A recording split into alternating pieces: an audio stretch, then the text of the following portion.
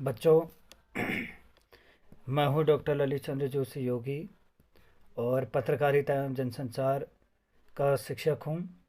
आज हम बच्चों बात करेंगे प्रेस की स्वतंत्रता, संवैधानिक प्रावधान, पत्रकारिता और नैतिकता के नियम, पत्रकारिता में आचार संहिता की आवश्यकता और उसके प्रभाव की। बच्चों, जैसा कि आपको विदित है कि पत्रकारिता अपने भावों को व्यक्त करने का एक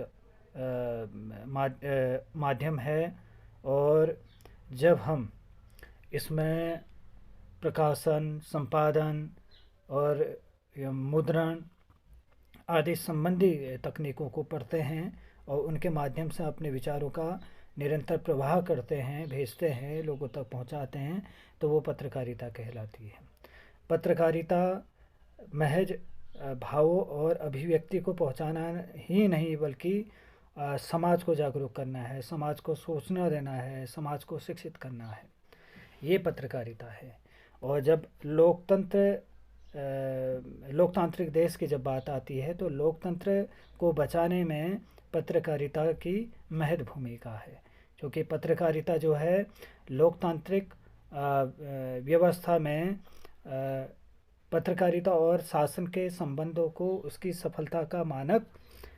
माना जाता है। ये आप समझ लें कि जब पत्रकारिता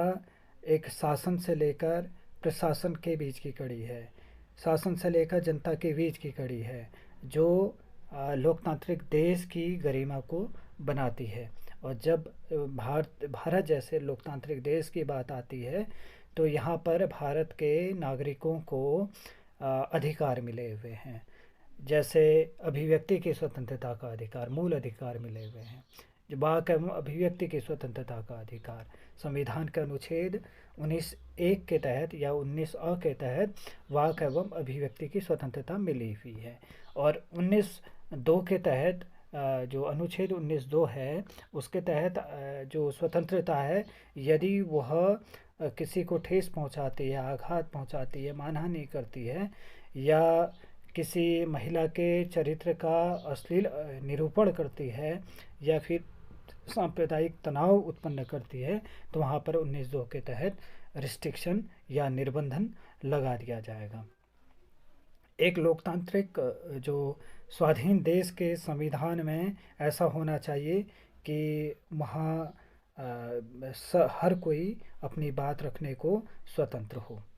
ठीक है कि आप देखें कि जो विचारों का प्रवाह होता है वो चाहे अभिनय के माध्यम से हो या चित्रकला के माध्यम से हो,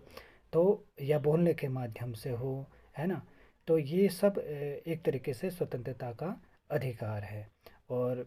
ये कहना चाहूँगा कि जो हाई कोर्ट ने जो हमें संवैधानिक प्रावधान दिए हैं कि किसी की मानहानि न करना, या फिर किसी ऐसी सामग्री को लिखित न करना या प्रकाशित न करना जिससे कि अपराध की स्थिति उत्पन्न हो या समाज में विद्वेष की भावना उत्पन्न हो। यदि वह सामाजिक विद्वेष की भावना से कहा गया जाता है या फिर प्रेस के माध्यम से वह प्रकाशित कर दिया जाता है, तो वहाँ पर पत्रकारिता को जो स्वतंत्रता मिली हुई है उस पर निर्बंधन लगा दिया जाएगा। आपने देखा होगा कि धारा जब 370 का जो मामला आया था कश्मीर में, तो जब 370 की जो धारा हटा दी गई कश्मीर से, तो वहाँ पर पत्रकारिता, चाहे वो सोशल मीडिया हो, इंटरनेट हो, वो बाधित कर दिए गए थे। लेकिन हाई कोर्ट ने ये 1-1.5 महीने बाद, जब 2-3 महीने बाद जब डिसीजन दिया, उन्होंने कहा कि यह अभिव्यक्ति की स्वतंत्रता है, इस पर निर्बंधन नहीं लगाना चाहिए, क्योंकि मूल अधिकारों का हनन है। तो लेकिन जहाँ पर दंगे भड़कने की संभावना है, चाहे जहाँ पर सांप्रदायिक तनाव की स्थितियाँ पैदा होने वो की संभावना हो, तो वहाँ पर 19(2) के तहत अभिव्यक्ति की स्वतंत्रता बाधित होगी। वहाँ पर जो है लोकतंत्र को बचाने के लिए अभिव्यक्ति की जो आज़ादी जो मिली हुई है 19(1) के तहत, वहाँ पर 19(2) के तहत उस पर निर्बंधन लगा दिया जाएगा। किसी भी अब बात आते हैं प्रेस की, कि प्रेस क्या है। प्रेस प्रकाश्य सामग्री है, प्रकाशित सामग्री है, या मुद्रित सामग्री है। ठीक है, प्रेस से जो ताल्लुक़ है, प्रेस में समाचार पत्र के लेखन से लेकर समाचार पत्र को उसके नियत स्थान तक पहुंचाने की जो पूरी प्रक्रिया है, उसको हम प्रेस के, या उसके जो भीतर चाहे वो पब्लिकेशन हो, चाहे वो लेखन हो, संपादन हो, है ना, वो सब पत्रकारिता के मतलब प्रेस से संबंधित उसको हम मानते हैं। यदि उसके माध्यम से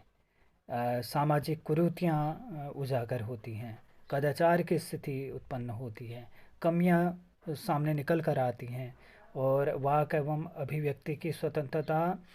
बाधित होती है, या ये कहें कि देश की जो देश का उससे अहित हो रहा हो, या देश की सुरक्षा पर बात आए, या किसी की मानहानि हो, तो वहाँ पर, या छवि धूमिल करने का प्रयास अगर हो रहा हो, तो वहाँ पर 19(2) के तहत क्या लगा दिया जाएगा, निर्बंधन लगा दिया जाएगा। तो संपादन जब कार्य की बात आती है, जब प्रेस में, तो वहाँ पर क्या होता है कि संपादन जो कर रहा है, जो संपादक है, उसको प्रेस के कानूनों की जानकारी होनी चाहिए, और उसके लिए वह बहुत एक तरीके से नितांत आवश्यक चीज़ है। और संपादक को क्योंकि पत्रकारिता की रीढ़ कहा जाता है, और मुख्य धारा में होता है, और जो भी समाचार पत्र में प्रकाशित होता है, वो उसका जिम्मेदार अधिकारी वह होता है। तो ध्यान में ये रखना है कि किसी भी सामग्री को प्रकाशित करते समय किसी भी कानून का उल्लंघन न हो, या अनेक ऐसे अपराध हैं जो लिखकर या प्रकाशित करके किए जा सकते हैं, लेकिन इसकी जानकारी उस संपादक को होनी चाहिए। और दूसरे प्रकार के ऐसे कानून हैं जो पत्रकार या पत्र संपादक या पत्र प्रकाशक को विभिन्न स्थितियों में क्या करते हैं, प्रभावित करते हैं। स्वाधीनता के पश्चात, विशेषतः संविधान बनने के बाद जो था, क्या था, भारत में पत्रों की स्थिति में काफ़ी परिवर्तन हुए,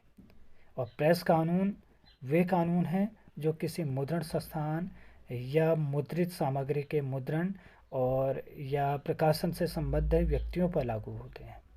विभिन्न प्रकार के प्रेस कानूनों को हम आगे की कक्षाओं में पढ़ेंगे, जैसे उसमें ऑब्ससीनिटी है, राजद्रोह है, या डिफर्मेशन है, मतलब मानहानि है, या press and book registration act है, या ऑफिशियल सीक्रेट एक्ट है, आरटीआई है, सूचना का अधिकार जिसको हम कहते हैं, और